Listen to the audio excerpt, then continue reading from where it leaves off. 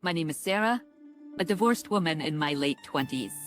I'm gonna share a story that happened about a year ago, my ex-husband's unbelievable betrayal and the astonishing events that followed. I was with John, my ex-husband, since our college days. After graduating and securing jobs, we got married 2 years later. John, who had a sales job at a cosmetics manufacturing company, used to say, "Appearance is everything in sales." And so he put even more effort into maintaining his looks than he did in college. Around the time we got married, his company started doing quite well. So John started investing more in his outfits. He was so particular about his hair that he went to the salon twice a month just to keep it perfect. I mean, you can't have a sales rep for a cosmetics company looking shabby. So I had to hold back my feelings whenever I thought, isn't he going a bit overboard? Especially when comparing his situation to mine. As for me, I quit my job to become a homemaker after we got married. After about a year, I started thinking about having kids. But John would always respond with, "We don't have enough money, it's just not possible right now," and was reluctant to agree. So I reluctantly started working part-time to convince him. I juggled 2 jobs, worked 5 days a week at both a gas station and a grocery store. It was exhausting, both physically and emotionally, to the point where I felt I might be busier than John himself. I couldn't even go to a hair salon often. Yet, what kept me going was John's kindness that he expressed occasionally once every 3 months or so. There were days when he would make a reservation for the both of us at the hair salon. We'd spend the whole day together, just being out on a date. We would get our hair done in the morning and then go shopping or watch movies. Although there were things I wished John did better, the time spent together on our dates made up for it. Those dates helped ease out our tension and maintain our healthy relationship. However, 2 years after getting married, Megan, a friend from our college days who lived nearby, told me this. Sarah, did you know there's a rumor going around that John's cheating on you with another woman? Of course, I, who had no way of knowing such a thing, was shocked. Unlike me, Megan was already a mother of 2. She was enjoying her daily meetups with other moms in the park. Among the gossip there, it seemed there was one about John going into a hotel with a young woman every Friday. Sure enough, John was usually late coming home on Fridays, but that was because he had to tally the week's sales results for the weekend. At that time, I completely believed his story. Thinking it must be some mistake, I tried to tell Megan, but she countered. I saw it once too. Megan grabbed my shoulder and persuaded me in a strong tone. Something's fishy for sure. You have to talk to him about this.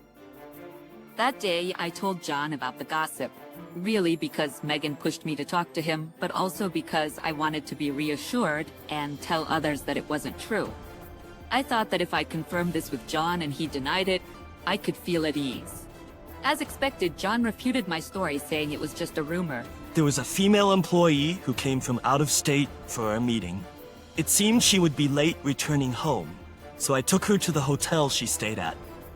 Don't take strange rumors seriously. He snapped back and denied the rumor. I didn't think he would be this upset for being doubted, so I didn't know how to respond for a second. Then I felt very bad for doubting my husband when he did nothing wrong. I deeply regretted accusing my husband of cheating even for a bit. However, right after that, I witnessed my husband entering a hotel with a woman. The 2 of them, arm in arm, looked like nothing but lovers. John was wearing the suit he had worn to work that day, and the woman was in a hoodie. It didn't look like something you'd wear to a company-wide meeting.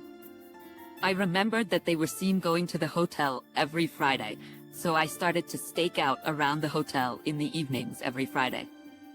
And sure enough, every week John appeared with this woman. John always had his sunglasses on, and the woman had her hood deep over her eyes, seemingly trying not to be noticed. But it was the figure of my husband whom I saw every day. He wasn't under much disguise, so it was clear that it was my husband. I knew I needed proof, so I took pictures with my phone. I had to do something, so I took the initiative to contact my in-laws and explain the situation. However, the 2 of them, who've always been sweet on John, their youngest child, brushed off my story as if it were just a rumor.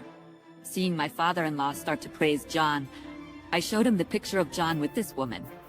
please, you two look at this.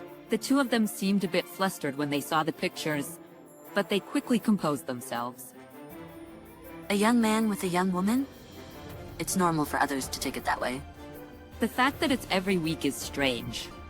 And no matter how many times I look at the women's outfit, it doesn't look like she just left the office. Their reaction got on my nerves. So to prove my husband's infidelity, I decided to get some more solid proof. I knew John was careless. He often leaves his phone on the desk with all of his notifications on. Everything pops up on his screen, both the messages and its senders. I'd never thought about going through his notifications until now, but of course it was different this time. I took a peek at his phone that was left on his desk as usual, looking forward to our beach trip on Friday night. I was both shocked and dumbfounded.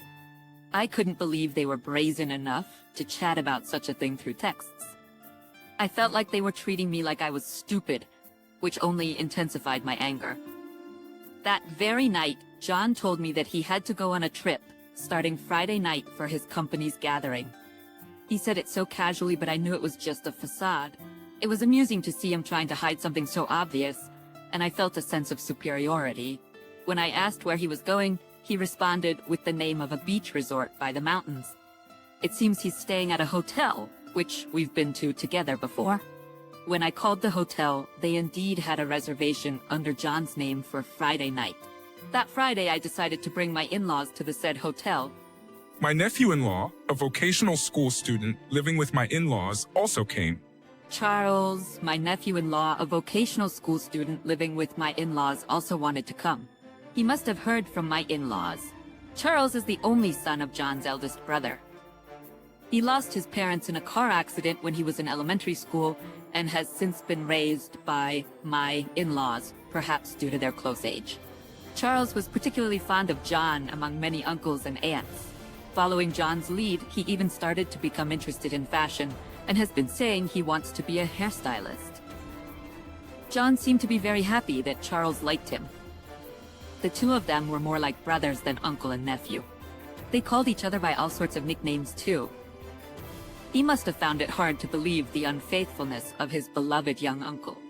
Just like me a little while ago, he must have wanted concrete proof that things were not what they seemed. The thought of this hurt my heart, but in the end, he couldn't come because he had school. A fateful Friday, I arrived at the hotel a little earlier than the time John and the women's check-in time, and waited for them with my skeptical in-laws. My father-in-law murmured, relieved when they didn't show up after waiting for a while. However, just as my father-in-law sighed and started to get up from his seat, they arrived. A man in a suit and incongruous sunglasses, and a woman whose face was half hidden by the hood of her hoodie arrived. As soon as the two walked through the entrance of the hotel, they kissed, without waiting for the automatic door behind them to close. At that moment, the woman's hood fell down, revealing her hidden face. I was stunned by the beauty that had come into clear view. She had cute acorn-like eyes, a small nose pointed up, beautifully upturned lips, and her inner hair beautifully dyed bright red, which was familiar. She was a hairstylist at the hair salon my husband frequented. I had had her shampoo and blow-dry my hair several times. I remember talking to her across the mirror saying, "I'm going on a date with my husband after this." I was completely taken aback. I had been unknowingly going to the salon where the woman my husband was cheating with worked, excited about my post-haircut date with him. Did she think I was a dumb old woman, oblivious to my husband's infidelity while she dried my hair? Thinking this, my anger began to boil. I wanted to strike down both John and the woman. I looked at my in-laws. You both understand now, right? John is undoubtedly having an affair. They made faces as if they had bitten into sand and apologized. Never mind that. Could you please cooperate with me? Later at dinner, my in-laws and I sat next to John and the woman. My plan to get back at them was quite simple. We would appear in front of them and confront them in a situation where they couldn't make excuses. I thought that if it became known that he had been unfaithful not only to me, but also to his parents, even John would learn his lesson. Good day. As I greeted him, John, turning to me, widened his eyes so much that the outlines of his pupils were discernible. As I greeted him, John turned to me, his eyes widening so much that the outlines of his pupils were discernible. His lover asked, "What? Who are they?" But John's half-open mouth just flapped without any words coming out. Anger surged in me again towards his mistress, who didn't even recognize me. I retorted in a sharp tone. More like, who are you? A colleague from work? For the first time, his mistress reacted and was taken aback. Seems like she finally recognized me. She tried to get help from John by making eye contact, but John was stunned too. I blurted out, So it's true that you go to a hotel with some woman. How could you be so bold and lie to me? You were actually cheating on me, and yet, as soon as you guys entered here, you two were kissing. We saw it clearly. At this point, anger flared in John's eyes. He glared at me and said in a low voice, "Cheating? What do you mean?" and raised his voice. "So you're telling me it's all my fault?" "Shut up. You were so busy with your part-time job or whatever, and never bothered to dress well for yourself. You always look so shabby, and I can't be going out with someone like you." Spurred by my husband's counterattack, his lover suddenly became more energetic. By the way, are you his wife? I couldn't even tell at first glance because you look so shabby. Gosh, I even gave you a wonderful haircut at my place. How dare you talk to her like that? John, shut this girl up right now. And John, how dare you talk to your own wife like that? Shut up. That's how you make me the bad guy. Well, that's to be expected. Unlike my older brother and sister, I'm never good enough. You always made me take on extra classes because I was never talented. That's not right. Shut up, old hag. John raised his voice again. But my mother-in-law was right. My mother-in-law had always told me John's older brother and sister struggled in school, so we made John attend extra classes and tutoring so he wouldn't have to struggle like his siblings. We did everything we could to make sure John didn't fall behind in school. He was showered with love, yet his view was skewed. After that, John continued to insult me and his parents, who tried to confront John, loudly calling them old man and old hag. All of you don't understand me and always put me down. That's why I couldn't stand it and went for a girl who understands me. What's wrong with that? Suddenly, John's phone rang. It was a call from someone. At first, John ignored it, but annoyed by the relentless ringing, he took out his phone to check it. Immediately, I could see the blood draining from John's face. Wondering what was wrong, I peeped at the screen to see a text. And just by looking at the text, I could tell his fury was flooding in like a demon. Wondering what was wrong, I peeped at the screen to see a text. By looking at the text, I could tell his fury was flooding in like a demon. How dare you? Because of you, our reputation is ruined. What are you doing and where are you? Come to my office right now. For some reason, John's boss was furious. I had no idea what was going on. John's phone went off again. This time, it seemed to be a call, and John answered in a flustered manner. Charles, it's not what you think it is. I can explain. He got a call from Charles.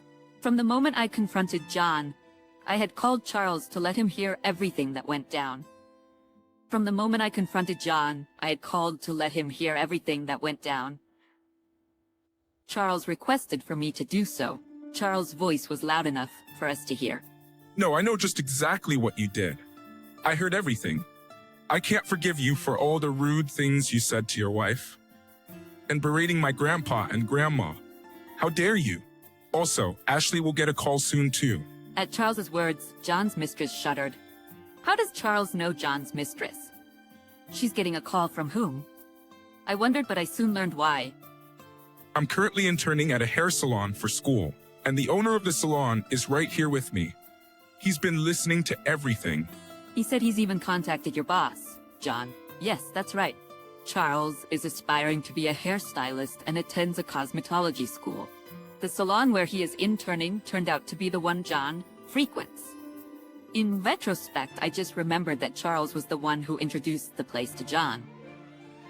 But why would his manager call John's boss? In the middle of the call with Charles, John's phone went off again. John hurriedly looked at his phone, which he held up to his ear. The call was from his boss, the same one from earlier. I'm so sorry. The first thing that John said when he put the phone back to his ear was a strained apology. However, the voice on the other end was just as furious as earlier. No apology will make up for this. You having an affair with a worker from a hair salon run by our CEO's older brother. I let you be in charge to handle business with that store, since your nephew happened to be interning there. But how dare you make a fool out of us? Our CEO's older brother said he will no longer buy our cosmetics or our shampoo products ever again. He said he'll spread the word to the people in industry too. I was even more flabbergasted. Who would have thought that the hair salon was a business partner of John's company and its manager was the CEO's brother? But the most shocking revelation of the day was yet to come. That girl, she's engaged to the son of the CEO's older brother, right? Did you lay a hand on her knowing that? I was dumbfounded. The woman had been cheating with John, even though she was engaged to the son of her manager. To summarize, John had an affair with a girl that worked at the hair salon that Charles had introduced him. The place happened to be owned by the older brother of John's company's CEO. The hair salon was actually an important client for John. And even worse, the girl he cheated with was engaged to her manager's son. It was clear that this would cause trouble in many ways if people found out. The audacity of these people. John's mistress also got a call. Ashley, do you think it's okay to have an affair with your client? You're even engaged to my son. What did you say to his wife?